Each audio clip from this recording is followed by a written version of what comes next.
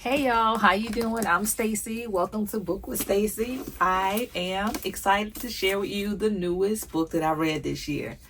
And this is going to set the tone for me because when you think you're reading a 5 or you think you're reading a good book and you're not, and what you expected and what you read is totally different. This book, I'm going to talk to you guys about it, tell you what I thought. The Storm by Rachel Hawkins. Hey everybody, welcome to my channel. I'm Stacy. And let's talk about I'm going to wrap up the book.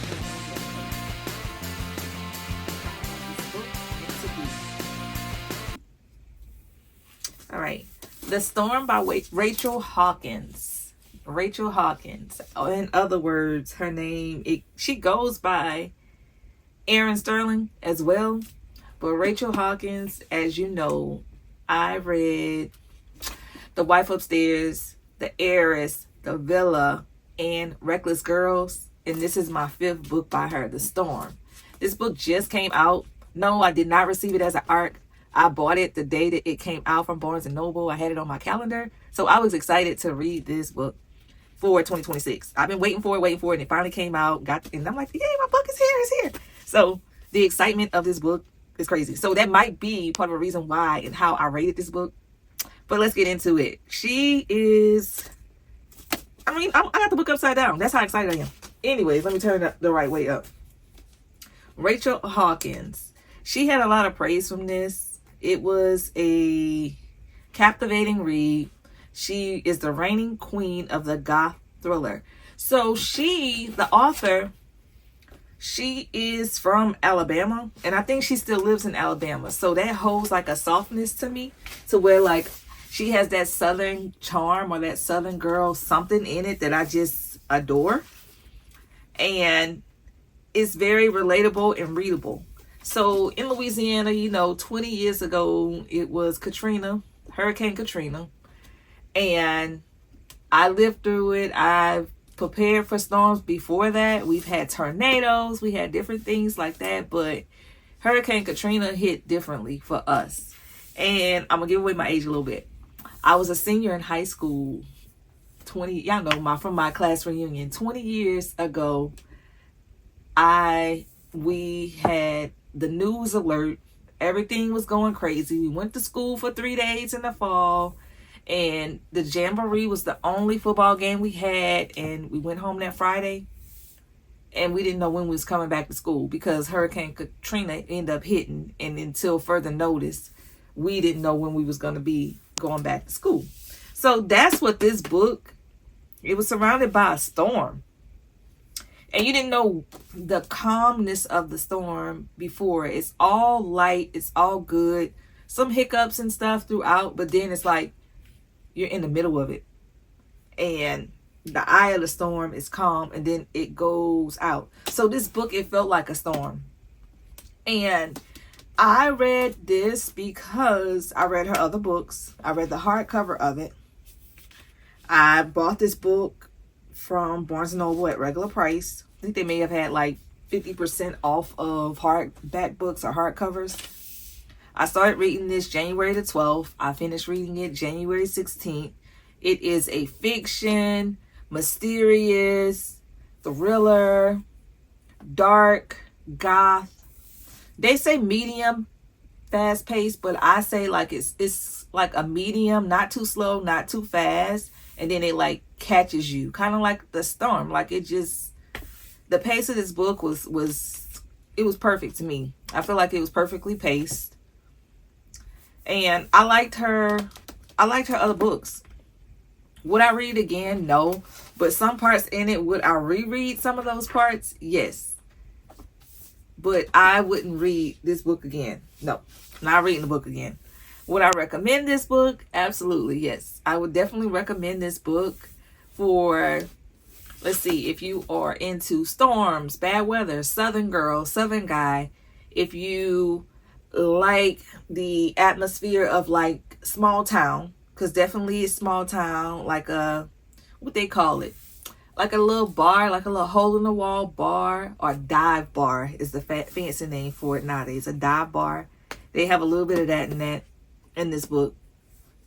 And the weather is just like, you know, I don't know if you know, but some people get obsessed with like storms and snow and hurricanes and tornadoes, that type situation. Yes, this is like not about the weather in a nerdy way, but preparing for the weather as if you were evacuating to go or run away from a storm, like we do here all the time on the Louisiana Gulf, Florida, Bama shores, like all that Florida and stuff. You don't know if it's gonna go straight up. You don't know if it's gonna turn. You don't know which way the storm is gonna go. And that's how I felt about this book. I didn't know which way that this book was going. And I had ideas, and it was some mysterious things that I kind of predicted, but it was like a satisfying prediction. And my thoughts it brought up within me, it was like, it was twisty, it was turny. And the opinion about the writing style, I just got it because I'm used to her writing now, being that this is my 5th book that I read by her. So that got a 5 out of 5. What I did like, it had strong characters in this book. It was 3 best friends in like the small town, and they basically grew up together. And now they're like in their 60s or so. And then now the next generation is the children, who I would think their children would probably be in their 40s. So they all had character flaws from each one of them in this story. The main female character had character flaws. The Storm had character flaws. The main male character, he had character flaws too. They had a spute of domestic violence in this book as a trigger warning. There was some murder. There was some back and forth, and I would say with it, was I thinking? Yeah. So I was thinking, what exactly is historical fiction? You know, I always ask, is it 5 years ago? Is it 10 years ago? Is it yesterday? Is it last year, 2025?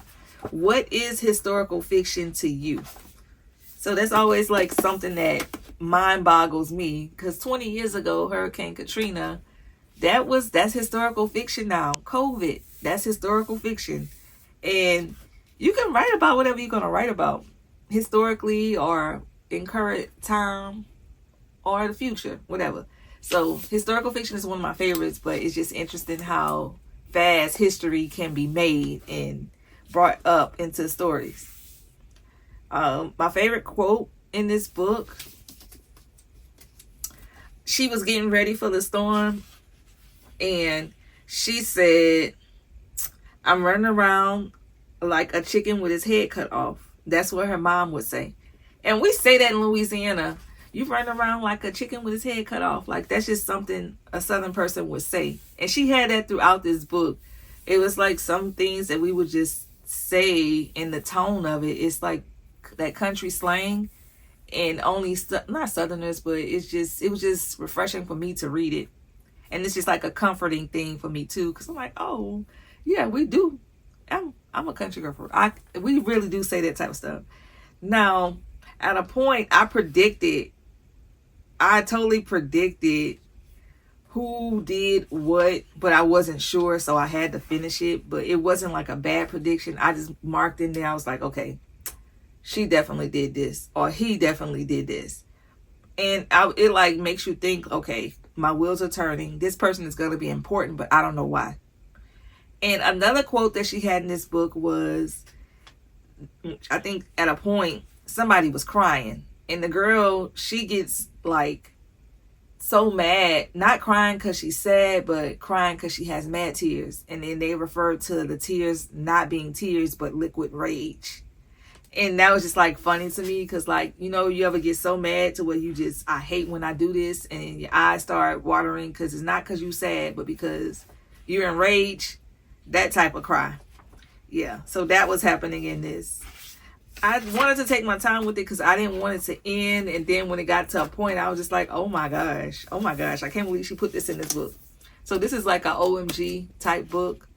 And I don't want to oversell it. I'm going to just give y'all my ratings. The writing style was 5 out of 5.